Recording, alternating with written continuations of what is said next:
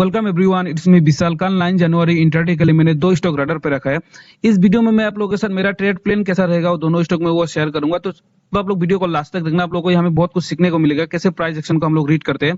कल के लिए हम लोग का जो पहला स्टॉक रहेगा वो रहेगा हम लोग का ग्रासिम इंडस्ट्रीज। अगर ये शेयर को यहाँ में देखे तो इसका नीचे में अभी 2400 का एक राउंड फिगर है, एक इंपोर्टेंट सपोर्ट जोन है। प्राइस जब ऊपर से 2700 से जो रिजेक्शन लेके कंटिन्यूअस जो नीचे में गिर रहा था ना, फर्स्ट टाइम इस जोन पे सपोर्ट लेके यहाँ से फर्स्ट पुलबैक का फॉर्मेशन ये हुआ था।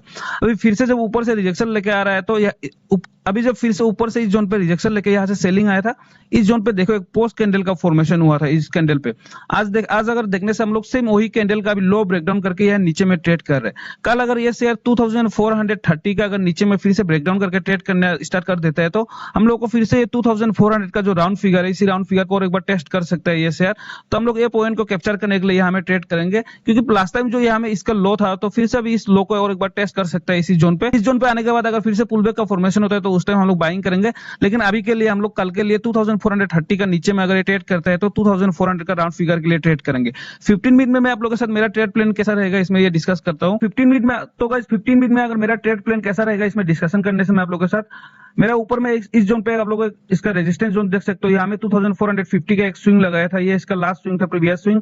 तो ये जोन को मैंने यहाँ में मार्क कर लिया और मेरा नीचे का जो इंपोर्टेंट लेवल रहेगा वो 2430 का, ये दोनों जोन मेरा इंपोर्टेंट लेवल रहेगा।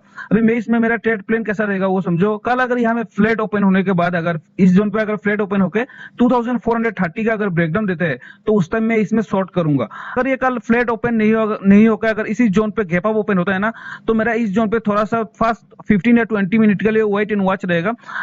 अगर यहाँ में ओपन होने के बाद इसी जोन पे अगर ट्रेड करके ऊपर में अगर 2450 का अगर ब्रेकआउट देता है तो मैं इसमें फिर से इस जोन का 2465 का 15 पॉइंट का टारगेट के लिए इसमें बाइंग करूंगा। अगर एक गैप अप ओपन होने के बाद अगर इस जोन पे ट्रेड करके इस स्विंग को जो ब्रेकआउट देता है तो, और गैप अप ओपन होने के बाद ऊपर में ट्रेड नहीं करके अगर फिर से नीचे में अगर नीचे में मुझे रिजेक्शन मिल रहा है, अगर इस जोन पे अगर फिर से गैप अप ओपन हुआ, अगर इस जोन पे मुझे एक रिजेक्शन का कैंडल मिला इसी जोन पे, तो मैं यहाँ में एक रिट्रेसमेंट के लिए वेट करूंगा। एक रिजेक्शन कैंडल के बाद एक रिट्रेसमेंट अगर थोड़ा सा आने के बाद फिर से उसका अगर लो ब्रेकडाउन करते हैं ना इसी जोन पे 2435 का अगर लो इसी जोन पे ब्रेकडाउन करता है तो मैं इसमें फिर से इस जोन पे 2420 का लेवल के लिए, इसी लेवल के लिए मैं यहाँ में ट्रेड करूंगा। मेरा यहाँ में 3 टाइप ऑफ ट्रेड प्लान रहेगा, तीनों ही मैं आप लोगों के साथ डिस्कस कर चुका हूँ। एक फ्लैट ओपन होने से मैं कैसा ट्रेड करूंगा, या फिर गैप अप ओपन होने से अगर ऊपर में जाने से मैं कैसा ट्रेड करूंगा, या फिर यहाँ से रिजेक्शन मिलने से मैं इस जोन पे कैसा ट्रेड करूंगा। मेरे लिए नो ट्रेडिंग जोन कब रहेगा ये सब समझना यहाँ पे आप लोग। अगर ये शेयर काल अगर बहुत ज्यादा गैप डाउन ओपन हो जाता है, यहाँ में अगर 10-15 पॉइंट का अगर गैप डाउन ओपन होता है ना, तो मेरे लिए नो ट्रेडिंग जोन में रहेगा। क्यों आप लोग समझना, क्योंकि ये शेयर जो ऊपर से गिर रहा है ना, कंटिन्यू देखो गिर रहा है ये शेयर ऊपर में, और आज भी अगर 8 को अगर आप लोग देखे तो इसी यहाँ में ओपन हुआ था शेयर और नीचे में कंटिन्यू सेलिंग का एक प्रेशर बना रहा। तो अभी सोचो जिस जोन पे आज यहाँ पे जो ओपन होने के बाद जो लोग ऊपर में सेल किए थे ना, उन लोग ये जोन पे आने के बाद बहुत सारे लोगों ने यहाँ में अपना प्रॉफिट बुक कर लिया होगा। ये सब लेवल में आने के बाद ये सब लेवल में आने का टाइम उन लोग अपना शॉर्ट कवरिंग किए हो गए बहुत सारा लोग। लेकिन अभी जो फ्रेश सेलर जो इस जोन पे जो एंट्री लिए, इस जोन पे जो लोग फ्रेश सेलिंग किए हैं, इसी जोन पे जो लोग फ्रेश सेलिंग किए ना, उन लोग अभी होल्ड करके अगर लेके गए तो उन लोग को इतना ज्यादा प्रॉफिट नहीं मिल रहा होगा इसी जोन पे। कल अगर यहाँ में बहुत बड़ा सा अगर गैप डाउन इसी जोन पे ओपन हो जाता है ना, तो उन लोगों का पोर्टफोलियो में यहाँ में बहुत बड़ा सा प्रॉफिट बुक दिखाई देगा। तो इसी जोन पे आने के बाद उन लोग यहाँ से फिर से अपना अगर शॉर्ट कवरिंग करते हैं तो प्राइस फिर से यहाँ से रिवर्सल कर सकता है। तो गैप डाउन ओपन होने से मेरे लिए यहाँ में नो ट्रेडिंग जोन रहेगा, जस्ट वेट एंड वॉच रहेगा। यहाँ में गैप डाउन ओपन होने से कैसे प्राइस का मोमेंटम होता है। ये था हम लोग का पहला स्टॉक। मेरा दूसरा स्टॉक कल के लिए जो रहेगा वो है इन्फोसिस लिमिटेड। इन्फोसिस का चार्ट को आप लोग यहाँ में एक इंपॉर्टेंट चीज नोटिस करना है, इसका एक इंपॉर्टेंट सपोर्ट जोन रहेगा, ये वाला अपना एक इंपॉर्टेंट सपोर्ट जोन है। क्योंकि प्रीवियस टाइम में भी चार्ट यहाँ में प्राइस फॉल होने के बाद इसी जोन पे इसका बाइंग कंटिन्यूअस एक्टिव हुआ था। अभी भी देखो इस जोन पे आने के बाद यहाँ से बायर कंटिन्यूअस जोन पे एक्टिव हुए थे। अगर चार्ट का मोमेंटम को यहाँ में अगर अच्छे से हम लोग नोटिस करने से आप लोग देख सकते हो, इसी जोन पे जो सपोर्ट लेकर प्राइस जो ऊपर में मोमेंटम हुआ, यहाँ पे मोमेंटम करने के बाद इसी जोन पे कंटिन्यूअस 3 डेज ट्रेड किए। अगर ट्रेड करने के बाद ये अगर ऊपर में ऐसा ब्रेकआउट देता ना, तो यहाँ में हम लोग को कॉल एंड फ्लैग पैटर्न मिलता है इसी जोन पे, तो हम लोग इसका ब्रेकआउट पे यहाँ में बाई करते।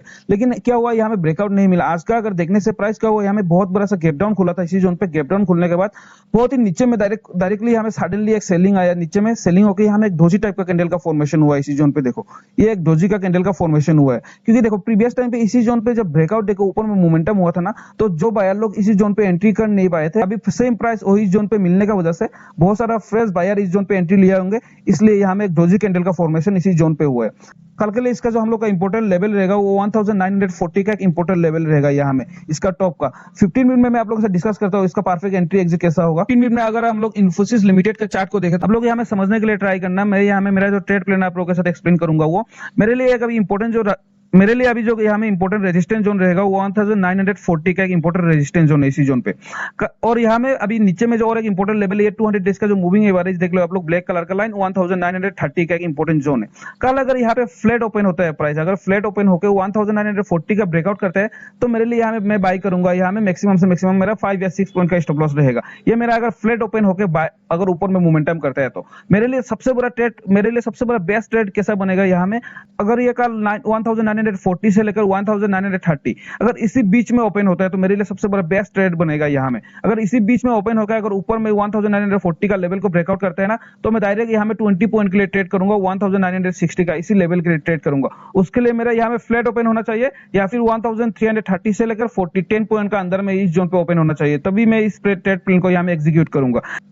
अगर कल मैंने जो यहाँ में ट्रेड प्लान जो डिस्कस किया था अभी आप लोगों के साथ ये 10 पॉइंट का बीच में या फिर फ्लैट इसी जोन पे ओपन नहीं होगा। अगर कल प्राइस यहाँ में गैप डाउन ओपन होता है तो गैप डाउन ओपन होने से ट्रेड प्लान कैसा रहेगा आप लोग यहाँ में समझने के लिए ट्राई करना है। यहाँ में अगर गैप डाउन ओपन होता है तो इसी जोन पे फर्स्ट आप लोग 30 मिनट के लिए वेट करना है यहाँ में ट्रेड कैसा बन रहा है क्योंकि यहाँ में हम लोग का एक लास्ट स्विंग इसी स्विंग पे है। यहाँ में अगर डायरेक्ट यहाँ में अगर कल डायरेक्ट यहाँ में 10 पॉइंट या 15 पॉइंट ऐसा गैप डाउन इसी जोन पे ओपन होता है ना तो यहाँ में फिर से फ्रेश बायर यहाँ में एंट्री ले सकते हैं। तो आप लोग यहाँ में जस्ट वेट करना है यहाँ पे अगर क्योंकि यहाँ में लास्ट स्विंग था यहाँ पे अगर ओपन होने के बाद अगर यहाँ से कंटिन्यू एक बाइंग का आप लोग को कैंडल मिल रहा है ना तो डायरेक्टली आप लोग ट्रेड में मत घुसना। यहाँ पे एक बाइंग का कैंडल मिलने दो उसके बाद अगर यहाँ में आप लोग को इनसाइड कैंडल मिलता है या फिर यहाँ में अगर रिटेस्टमेंट करने के बाद अगर इसका टॉप ब्रेकआउट करता है ना तब इसी जोन पे आप लोग एंट्री लेना। ये जो लास्ट स्विंग लगाएगा उसी स्विंग का स्टॉप लॉस रख के। तो यहाँ में अगर कल 10-15 पॉइंट का गैप डाउन ओपन होता है तो आप लोग ट्रेड मत करना वेट एंड वॉच करना। कल ज्यादा बड़ा गैप अप ओपन होता है तो कल यहाँ में आप लोग ट्रेड मत करना इस जोन पे भी बायर ने क्योंकि इस जोन पे भी बायर बैठा है इस जोन पे भी बैठा है और आज जो ऊपर में 200 डेज का जो मूविंग एवरेज जो ब्रेकआउट किया ना तो यहाँ में भी बहुत सारा फ्रेश बायर का एंट्री हुआ होगा।